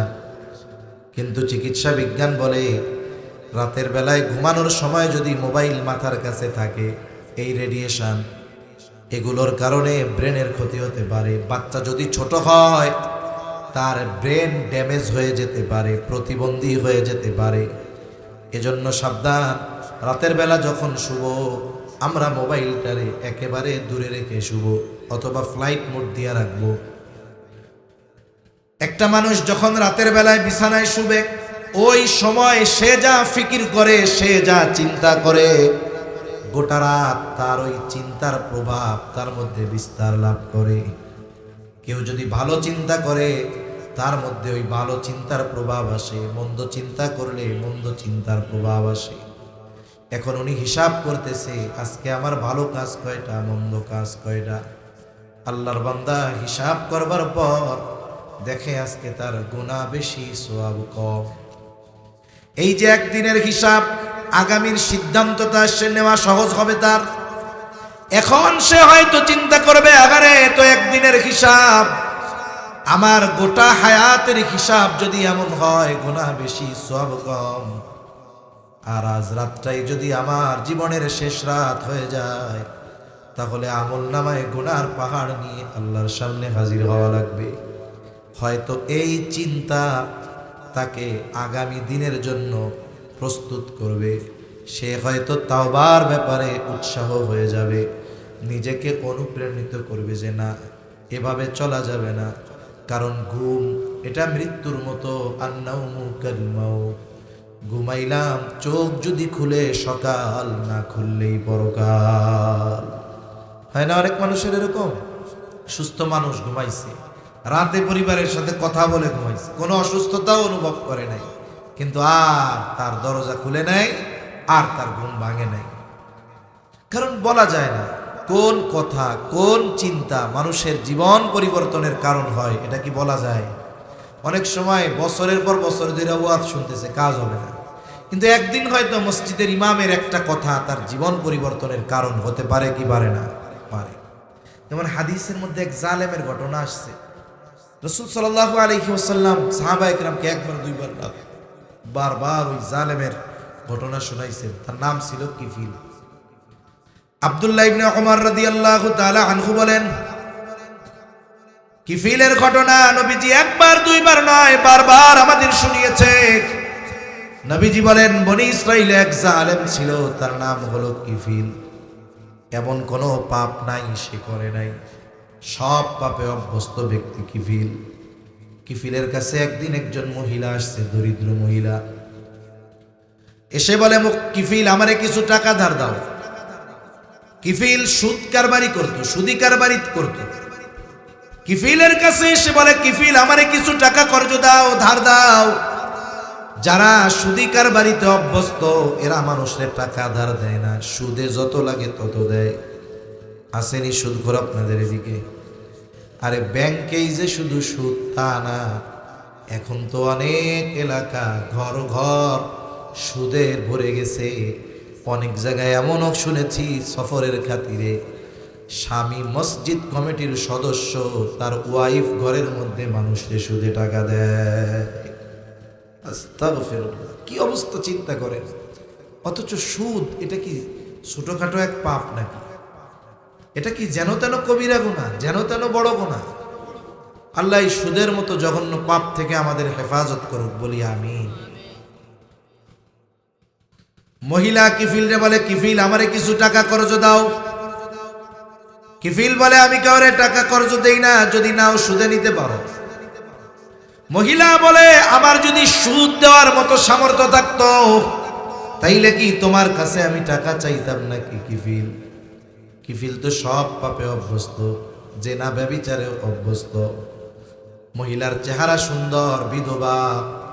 এইবার কিফিল তারে কুপ্রস্তাব দিয়া বলে, শোনো, আমি তোমাকে টাকা দিতে পারি এই শর্তে, সুদ যদি না দিতে পারো আমার সাথে জেনায় লিপ্ত হবা। হাদিসের মধ্যে আসছে, কাদাল ফাকিরু আন ইয়াকুনা কুফরা। দরিদ্রতা মানুষকে কুফরি পর্যন্ত পৌঁছায়া দেয়। অনেক মানুষ জীবনের প্রয়োজনে অল্প কিছু অর্থের বিনিময়ে বেঈমান হয়ে যায়। অনেক অঞ্চলে আছে হয়, বলতে পারেন হুজুর আপনারা কি করেন? আপনারা যা দেন এর থেকে অধিকাংশ ওলামায়ে কেরাম ওই সমস্ত জায়গায় সহযোগিতা করে। আপনারা আমাদের হাদিয়া দেন, সব আমরা খাইতা না। আমরাও চেষ্টা করি কিছু করার, কিন্তু আমাদের যে অ্যাবিলিটি খ্রিস্টানদের না। বিল গেটস তার সম্পদের অর্ধেক না 60% দিয়ে দিছে মনে হয় তাদের ধর্মীয় কাজ পরিচালনা করার জন্য। এখন ওই ব্যক্তির টাকা এখানে ইনভেস্ট হচ্ছে, কোটি কোটি টাকা একজনকে দিয়ে দিবে যদি খালি খ্রিস্টান হয়। আমি এমনি উখিয়া ওইদিকে গেছি, টেকনাফ, ওই স্থানীয় মানুষজন দেখাইছে। যাওয়ার সময় রোহিঙ্গাদের ক্যাম্প আছে, স্পেশাল ক্যাম্প আছে। উখিয়া থেকে ঢুকতেই প্রথম বাম পাশে ওদের তাবু টাবু একটু স্পেশাল ধরনের। বলতেছে হুজুর এই জায়গায় তাবু পায় তারা কারা? বলে যারা খ্রিস্টান ধর্ম গ্রহণ করে, ইসলাম ত্যাগ করে। এখানে শুধু থাকবে তা না, এদেরকে ইউরোপ আমেরিকায় পাঠায়া দেওয়ার, সেটেল করার ব্যবস্থা ওদের। এখন ওদেরকে যে ফ্যাসিলিটি দিয়ে ঈমান কিনছে, আমরা কতটুকু পাবো? এজন্য মানুষ অভাবের কারণে অনেক সময় ঈমান বিক্রয় করে ফেলে। একটা কথা বলে না, অভাবে স্বভাব নষ্ট। এজন্য আমার আপনার পাশে অনেক অপরাধী আছে যে সে শখে অপরাধে জড়াইছে এমন না, বরং তার অপরাধে জড়ানোর পেছনে কারণ ছিল অভাব। ঠিক না? আছে না এরকম অনেকে? সেজন্য যারা সামর্থ্যবান এদের খেয়াল করা দরকার। এক এলাকায় যদি একটা মোটামুটি মানের চোর থাকে, ওই এলাকার শান্তি নষ্ট হওয়ার জন্য যথেষ্ট। ঠিক না? এখন আমরা কি করলাম? এই চোরকে ধইরা চুরির অপরাধে থানায় দিলাম, ওরে জেলে দেওয়া হইল। এখন ওইখানে গিয়া সে তো ডাকাতদের সোহবত পাইছে, হ্যাঁ, এখনো বাইরে হইয়া হইছে কি ডাকাত। এবার ডাকাতি করে আবার ধরা গেছে, আবার ওরে জেলখানায় দেওয়া হয়েছে। এবার মোটামুটি একটু আপগ্রেড, প্রমোশন হয়েছে, ওইখানে গিয়া বড় নেতা টেতাও পাইছে। এইবার দেখবেন ওই ডাকাতি করে জেলে ঢুকছে, বাইর হবে নেতা হয়ে। এরপরে আবার মনে করেন কোনো কারণে জেলখানায় গেল, এইবার বাইর হইয়া এমপি সাহেব হইয়া যেতে পারে। কথা বোঝেন না? এদেশে এজন্য আমাদের দেশে অধিকাংশ, অল্প কিছু বাদে যত সদস্য আছে, নেতা আছে, এগুলোর ব্যাকগ্রাউন্ড যদি খোঁজ নেন এক সময় চুরি করে বেড়াইতো। এজন্যই তো চুরি করে দেশের টাকা সব পাচার করে ফেলছে। এজন্য সমাজ পরিবর্তনের জন্য প্রচেষ্টা করা দরকার। কি করতে পারি আমরা? ঈশ্বরে থামানোর দরকার। এ বদভ্যাস যদি চলতে থাকে একের পর এক বাড়বে। তখন কি করব? 100 জন, 100 পরিবার আছে এলাকায়, 1000 টাকা করে উঠান। যার সামর্থ্য আছে বেশি দেন, যার সামর্থ্য নাই সে কম দেন। উঠছে কত? বলে লাখখানিক টাকা উঠছে। অনেক মানুষ আছে 1 লাখের বেশি জাকাতি তার আছে না এরকম? এবার আপনি টাকাটা দিলেন, এরপরে প্রথমে কি করবেন? ওর তো সংসার আছে, ওরে দেন 3 চিল্লায় পাঠাইয়া। ও যেই কয়দিন 3 চিল্লায় থাকবে ওর পরিবারের খরচ আপনারা চালান। ওইখানে খরচ 10,000, মনে করেন এইখানে খরচ 15,000, 25,000 গেছে, আছে আরো 75,000। এবার ও যে 4 মাস ভালো মানুষের সাথে থাকছে, অবশ্যই ওর পরিবর্তন হবে। ঠিক কিনা বলে? এরপরে ওই এলাকা আসছে, সুন্দর মতো গণ্যমান্য ওলামায়ে কেরামরে ডাক দিয়া ওরে 60-70,000 টাকা দিয়ে একটা রিক্সা কিনে দেন, নসিহত করে ছেড়ে দেন যে হ্যাঁ তোমার কাজ, ইনকাম করবা, মাসে মাসে 3 দিন যাবা, ওলামায়ে কেরামের সোহবতে থাকবা। এই যে দেখুন আমাদের 10-এর প্রচেষ্টায় একজনের পরিবর্তন হলো, আর এই কারণে এলাকায় শান্তি হলো, লোকটা অপরাধ থেকে বাঁচলো। কিয়ামতের দিন আল্লাহর সামনে জবাবদিহিতার কাঠগড়ায় আর আমাদের দাঁড়ানো লাগলো না। তাইলে আমি আপনি সামর্থ্যবান, আমার আপনার প্রতিবেশী যদি অন্যায়ের কারণে, অভাবের কারণে পাপের পথে চলে যায়, আর আমি আপনি নামাজ রোজা হজ যাকাত করেই সুর করে জান্নাতে চলে যাব, না না, এই জবাবদিহিতা আল্লাহর সামনে দেওয়া লাগবে কি লাগবে না? এজন্য এই বিষয়গুলো আমাদের খেয়াল করা দরকার। এবার মহিলা অভাবের কারণে কিফিলের শর্তে রাজি হয়ে গেল। নির্ধারিত দিনে জালেম কিফিল মহিলার বাড়িতে হাজির। হাদিসের মধ্যে আসছে সে একেবারে জিনা করার জন্য প্রস্তুত। মহিলার উপরে সে চেপে বসছে, আর মহিলার চেহারা ঘুরায় রাখছে, আর থরথর করে কাঁপে, কান্না করে। একজন গেছে ফুর্তি করার জন্য, আর একজন এরকম করে। এখন কিফিল বলে, এমন জ্ঞান, আমি কি তোমারে জোর জবরদস্তি করছি নাকি? মহিলা কাপা কণ্ঠে কিফিল রে বলে, কিফিল, আমি জীবনে এই ধরনের পাপ করি নাই। আমি আল্লাহর ভয়ে কাঁপতেছি, আল্লাহর ভয়ে কান্না করতেছি, আমি জীবনে এমন কোন পাপে জড়াই নাই। কিফিল বলে, তাহলে কেন রাজি হইলা? বলে, আমার অভাব। মহিলাকে আবার জিজ্ঞাসা করে, তুমি আর কোনোদিন এমন পাপে জড়াও নাই? বলে, না। অভাবের কারণেই? বলে, হ্যাঁ। আল্লাহর ভয়ে কান্না করতেছে কিফিল। মহিলা হয়তো চিন্তা করে, আমার আজ রাত যদি শেষ রাত হয়ে যায়, এর সাথে জিনা করার পর যদি মারা যায়, তাহলে আমাকে তো আল্লাহর সামনে ব্যভিচারিণী অবস্থায় উঠতে হবে। কিফিলের কানে আওয়াজ গেছে, আল্লাহর ভয়ে কান্না করি। কিফিল হয়তো চিন্তা করতেছে, আহারে, এই মহিলা অভাবের কারণে পাপ করতে বাধ্য হচ্ছে, তবে এখনো করে নাই। আর আমাকে তো পাপ করতে কেউ বাধ্য করে নাই, আমি তো পাপকে আমার আনন্দের উপকরণ বানায় নিয়েছি। এর চিন্তা যদি এমন হয়, আমার চিন্তা কেমন হওয়া দরকার? হয়তো এই চিন্তা তাকে জীবন পরিবর্তনের পথ দেখা দিল। উপর থেকে উঠে গেছে কিফিল, কাপড় পরিধান করে নিল। হাদিসের মধ্যে আসছে 60 দিরহাম কর্জ দিয়েছিল মহিলারে। মহিলাকে বলে, মহিলা যাও, আমি তোমাকে ওই 60 দিরহাম সাদকা করে দিলাম, মাফ করে দিলাম। আর আল্লাহর শপথ, আমি আর কখনো আল্লাহর নাফরমানি করব না। একেবারে খালেস তওবা কইরা কিফিল বাড়িতে চলে গেছে। ঘটনাক্রমে ওই রাত ছিল জীবনের শেষ রাত কিফিলের জন্য। কিফিল রাতে মারা গেল। পরের দিন কিফিলের মৃত্যু সংবাদ মানুষেরা আনন্দ শুরু করে দিয়েছে। কারণ জালেমের মৃত্যুতে মানুষ ইন্না লিল্লাহ কইতে ভুলা গেলেও আলহামদুলিল্লাহ বলতে ভুলে না। এরকম অনেক মানুষ মারা যায় না, সারা মরার পরে আলহামদুলিল্লাহ বলে। ফেসবুকে মাঝে মধ্যে দেখি যুবক মারা গেছে, একেবারে সুদর্শন চেহারা, মোটরসাইকেল অ্যাক্সিডেন্টে শেষ। এখন চিন্তা করি, আরে কোন মায়ের সন্তান গেল, কোন বাপ এই দেহটা কাঁধে নিবে? কারণ বাবার কাঁধে সন্তানের লাশের চাইতে বাড়িয়ে দুনিয়ার কিছু নাই। খুললাম যে মানুষ দেখি কি বলে, হায় হায় ইন্না লিল্লাহ তো লেখেই না, সব দেই আলহামদুলিল্লাহ। আরো কয়জন লেখে আরো আগে মরলে ভালো হইতো, আল্লাহ বাঁচাইছে। তার মানে কি?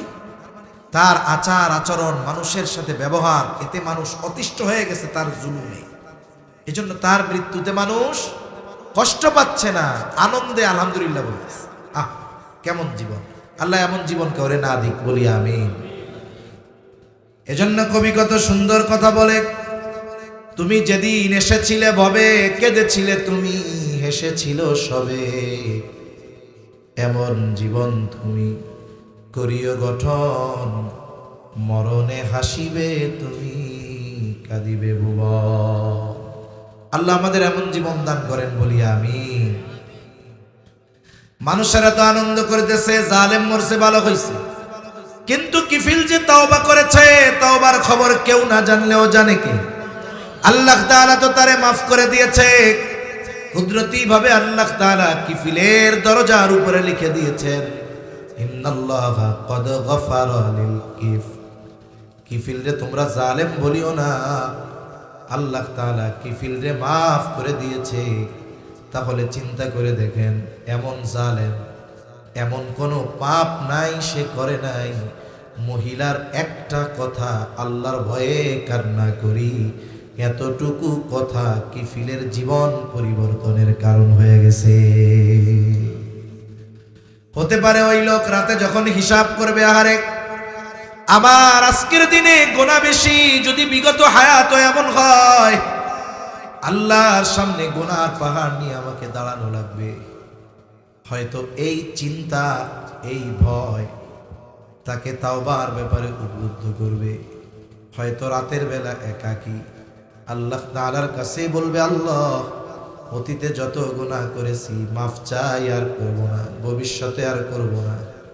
আল্লাহ তাআলার কাছে হয়তো খালেস ভাবে মাফ চাইবে।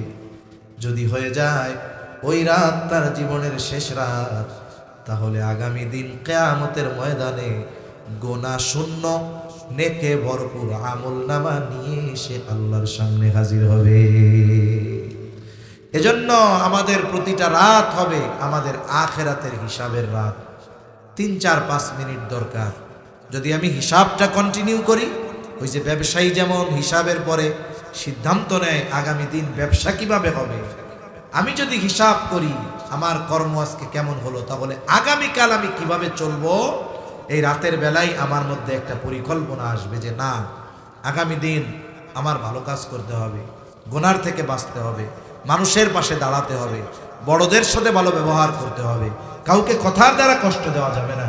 এভাবে প্ল্যানিং করে আমার জীবন সামনে চলবে। এক সময় কি হবে, ও রাতে হিসাব করবে, হিসাব করতে আইসা দেখবে হায় হায় সগীরা গুনাও খুঁজে পাবে না, সগীরা গুনাও খুঁজে পাবে না। কেমনে বুঝাইতেছি। এখন মনে করেন একজন মানুষ যে ফজর পড়ে, এরপরে যখন জোহর পড়ে, ফজর থেকে জোহর পর্যন্ত যত সগীরা গুনাহ, জোহর পড়লে সব মাফ। আবার আসর পড়লো, বলে জোহর থেকে আসর পর্যন্ত যত সগীরা গুনাহ সব মাফ। আর কবিরা গুনার ব্যাপারে তো সর্বোচ্চ সতর্ক। ও চেষ্টা করবে, হবে না। অভ্যাস করলে এক সময় দেখবে গুনাহ হইতেছে না। এরপরে মাগরিব পড়লো, আসর থেকে মাগরিব সগীরা গুনাহ সব মাফ। এরপরে এশা পড়লো, বলে মাগরিব থেকে এশা পর্যন্ত সগীরা গুনাহ সব মাফ। ও তো আল্লাহর খাঁটি বান্দা, ও এশার নামাজ পড়া তো আর খারাপ কাজ করবে না, খাওয়া দাওয়া সেরা বিছানায় শুবে। এবার হিসাব করবে হায় কবিরা গুনাহ তো নাই, সগীরা গুনাহও খুঁজে পাবে না। সুবহানাল্লাহ। এই ব্যক্তিটাই সফল, এই ব্যক্তিটাই সফল। এজন্য আমরা যদি মুত্তাকি হতে চাই, আমরা আখিরাতের জন্য কি পাঠাচ্ছি এই হিসাব আমাদের করার দরকার আছে না নাই? দৈনিক আমার কর্মের হিসাব করার দরকার আছে না নাই? এই দুইটা জিনিস। আর একটা রোজা। এই রোজা এর মাধ্যমে বান্দা তাকওয়া অর্জন করে। এখন রোজা শুধু না খেয়ে থাকার নাম রোজা নয়, রোজা শুধু না খেয়ে থাকার নাম নয়। আমরা যদি চিন্তা করি শুধু সুবহে সাদিক থেকে একবারে সূর্যাস্ত পর্যন্ত কিছু খাইলাম না, যারা বিবাহিত স্ত্রীর কাছে গেল না, রোজাদার, কিন্তু সারাদিন জবানের গুনাহ করছে, হাতের গুনাহ করছে, দোকানদার মিথ্যা কথা কইছে, অন্যান্য যা সব চলছে, বলে এর রোজা হবে না খেয়ে থাকার নামান্তর। রোজার যত ফজিলতের কথা নবীজি বলেছেন, এ সবগুলা থেকে সে বঞ্চিত হবে, কিচ্ছু পাবে না, সে তার কিছুই হবে না। শুধুমাত্র কি হবে, বলে শুধুমাত্র ওই যে টাইনা টুইনা পাশ করার মতো হবে। একজন 133 পাইয়াও পাশ করছে, আর একজন 100-তে 90, 95, 100 পাইছে, দুইজনেই তো পাশ, ঠিক না? কিন্তু 33 পাইয়া যে পাশ করছে, সে মানুষের সামনে গর্বের সাথে বলবে আমি পাশ করেছি। কত পাইছো? 33। মানুষ না কইতে তো লজ্জা লাগে না, 33 পাইয়া পাশ করছিস। তাহলে দেখুন ও পাশ। আবার যে গোল্ডেন এ প্লাস পাইছে 100-তে 100, কি পাইয়া পাশ করছো? Golden A plus. তাহলে দুইজনই পাশ, কিন্তু যে গোল্ডেন এ প্লাস পাইছে তার একরকম, আর ওই টিটি টাইনা টুইনা যে পাশ করছে তার অবস্থা একরকম। এত কষ্ট করে সারাদিন না খায়া থেকে যদি 33 পাইয়া পাশ করতে হয়, এটা দুঃখের বিষয় না? এজন্য আমরা রোজাও রাখবো, গুনাহ থেকেও বাঁচবো। হাতের গুনাহ, জবানের গুনাহ, চোখের গুনাহ, এই গুনাহ থেকে যদি বাঁচি, এই রোজা হবে আমার জন্য জাহান্নাম থেকে বাঁচার ঢাল। এখন একজন ঢাল নিয়ে গেছে আগুনের সামনে, কাপড়ের ঢাল, কাগজের ঢাল, ও তো কিছু লাগা লাগবে না, বাতাসেই ছিঁড়ে যাবে, ঠিক কিনা বলেন? এজন্য ওই রোজাই আমাকে জাহান্নাম থেকে বাঁচাতে পারবে, যেই রোজা গুনাহমুক্ত রোজা হবে। ওই রোজার প্রতিদান স্বয়ং নিজে আল্লাহ, যেই রোজা গুনাহমুক্ত হবে। ওই রোজাদারকেই আল্লাহ কিয়ামতে পানি পান করাবে, বলে যে দুনিয়ায় গুনাহমুক্ত রোজা রাখছে। ওই রোজাদারকেই তো রাসূলুল্লাহ সাল্লাল্লাহু আলাইহি ওয়াসাল্লাম বলেন, তার মুখের রোজা রাখার কারণে যেই গন্ধ হবে, লা খুলুফু ফামিস সাইমি আতিয়াবু ইনদাল্লাহি তাআলা মির রিহিল মিস, রোজা রাখার কারণে যেই গন্ধ, এটা আল্লাহর কাছে মেশক আম্বরের চাইতে বেশি প্রিয় হবে। বলে গীবত কইরা মরা বাইর গোশত দাঁতে বাঁধাইয়া গন্ধ বানায় ফেলছে, ওনার মুখের গন্ধ তখন আল্লাহর ভালো লাগবে, তাই না? এজন্য আমাদের গুনাহমুক্ত রোজা যদি আমরা অতিবাহিত করতে পারি, তাহলে ওই রোজার দ্বারা আমাদের তাকওয়া অর্জন হবে ইনশাআল্লাহ। তাহলে 3টা বিষয় আমরা জানলাম মুত্তাকি হওয়ার জন্য। 1 নাম্বার সত্যবাদীদের সঙ্গী, 2 নাম্বার আমরা আখিরাতে কি পাঠাইতেছি এই হিসাবটা প্রতি রাত্রে করব, 3 নাম্বার রোজা আসতেছে, আমরা যথাযথভাবে রোজার হক আদায় করে রোজা রাখবো। সকলে বলি আমিন। তাহলে নবীজির 3টা উপদেশ ছিল, কয়টা মনে আছে নাকি?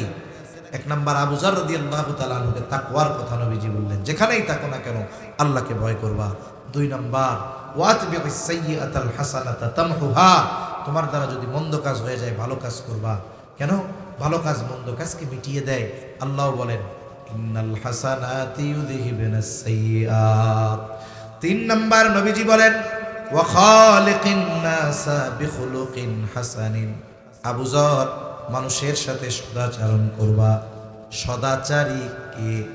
সদাচারী হলো সে যে মানুষের হক যথাযথভাবে আদায় করে। প্রত্যেকটা মানুষের একে অপরের উপরে হক আছে। আরে প্রাণী কুলেরও আমাদের উপরে হক আছে। রাসূল সাল্লাল্লাহু আলাইহি ওয়াসাল্লাম বলেন কেউ যদি অন্যায়ভাবে একটা চড়ুই পাখি হত্যা করে, ওই চড়ুই পাখি রক্তাক্ত অবস্থায় আল্লাহর কাছে উঠে বলবে, আল্লাহ এই ব্যক্তি দুনিয়ায় আমার বিনা কারণে হত্যা করেছিল, কেন করেছিল এর কারণ জানতে চাই। অথচ যেগুলো হালাল আল্লাহর নামে জবাই দিয়া যদি খায় পেট বইরা, ওরা কিছু বলবে না, কারণ জবাই হয়েছে কার নামে, খাইছে আল্লাহর বান্দারা। আর ওই চড়ুই পাখিটা ওইটারে মারছে বিনা কারণে। অনেকে মারে তো এরকম, হাতে গুলতি আছে, ওই যে পাখি মারা বন্দুক আছে, ইচ্ছা করে মেরা দিল। এই হিসাবটা আল্লাহর কাছে দেওয়া লাগবে। মানুষের উপরে মানুষের হক আছে, হোক সে মুসলিম কিংবা অমুসলিম। অমুসলিমেরও হক আমাদের উপরে আছে, আছে না নাই? আছে। অমুসলিম যদি প্রতিবেশী হয় তার হক আছে। আয়েশা সিদ্দিকা রাদিয়াল্লাহু তাআলা আনহা নবীজিকে বলতেছেন, ইয়া রাসূলুল্লাহ সাল্লাল্লাহু আলাইহি ওয়াসাল্লাম, আমার 2 জন প্রতিবেশী, একজন মুসলিম আর একজন ইহুদি। দেখেন বিস্তারিত বলতেছে, একজন মুসলিম একজন ইহুদি।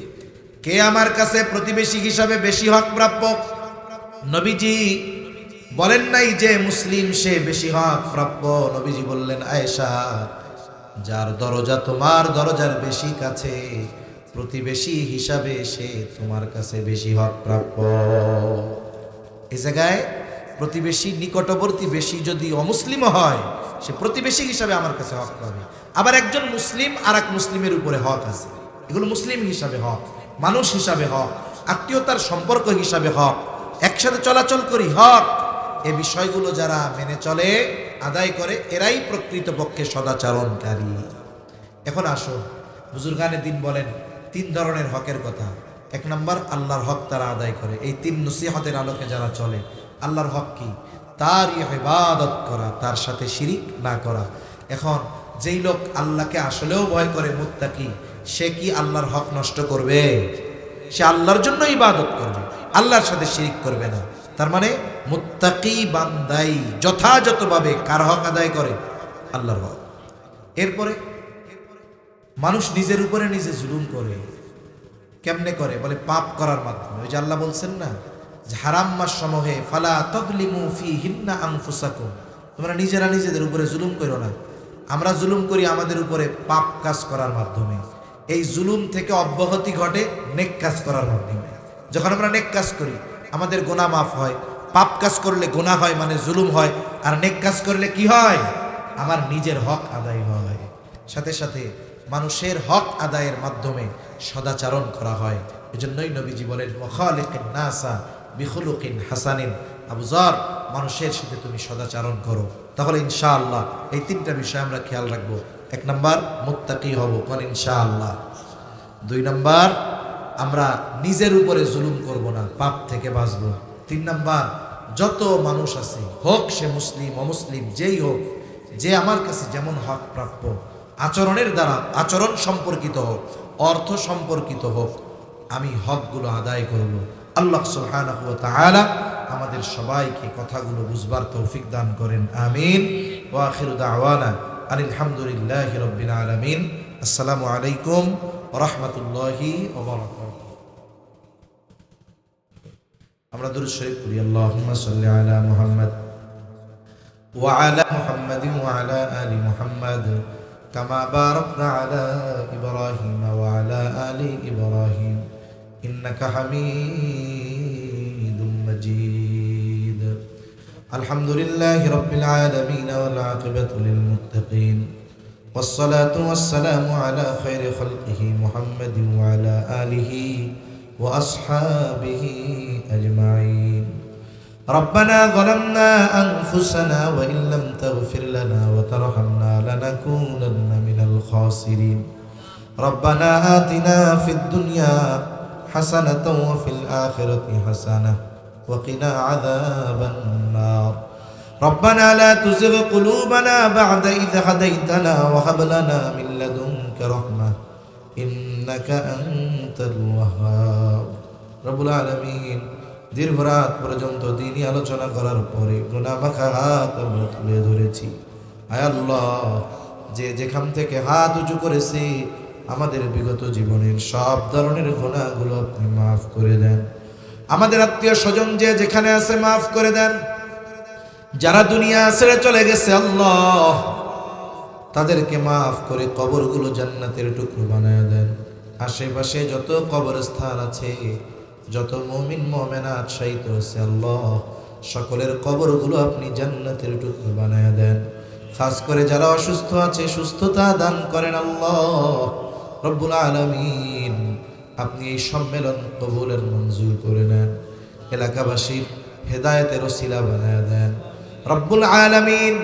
খাস করে যারা অক্লান্ত পরিশ্রম করে এই মাহফিল আয়োজন করে তাদেরকে কবুল আর মঞ্জুর করে নেন আল্লাহ। এই মাহফিল কামিয়াবির জন্য যে যেভাবে সহযোগিতা করে আল্লাহ, সকলের সকল প্রকার সাহায্য সহযোগিতা আপনি কবুলের মঞ্জুর করে নেন। সকলের মনের নেক চাওয়া নেক আশা কবুল করে নেন। এই মাহফিল কিয়ামত পর্যন্ত জারি রাখার জিম্মাদারি আল্লাহ আপনি নিয়ে নেন রব্বুল আলামিন। तमाम দুনিয়ার মুসলমানদের জানমাল হেফাজত করেন আল্লাহ। আয় আল্লাহ, ফিলিস্তিনের গাজার মুসলমানদের হেফাজত করেন। तमाम দুনিয়ার মুসলমানদের এক হওয়ার তৌফিক আল্লাহ আপনি দিয়ে দেন রব্বুল আলামিন। খাস করে মাওলা, আমাদের একে অপরের প্রতি মহব্বত, ভালোবাসা, হৃদ্রতা আপনি বাড়ায়া দেন। লোভ